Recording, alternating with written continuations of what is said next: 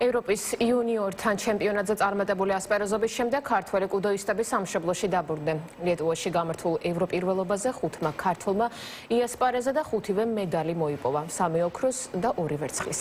16 წლამდელთა შორის ევროპის ჩემპიონები დიმიტრი ბერაია, ლუკა აჩბა და გოგა სიჭინავა გახდნენ. ანჟელა მომცემლიძემ ვერცხლის მედალი მოიპოვა და ასევე სპეციალური პრიზით დაჯილდოვდა როგორც ევროპის ჩემპიონატის საუკეთესო გოგო მებრძოლი. 13 წლამდელთა შორის ევროპის ვიცე-ჩემპიონი კი დემეტრე კესარალი გახდა.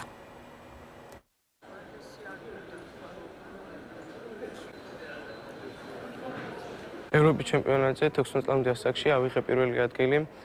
რთული მეტოქეები ყავდა, მაგრამ ჩემი შრომით შევძელი გამარჯვება. ევროპის ჩემპიონატზე დავიკავე მეორე ადგილი.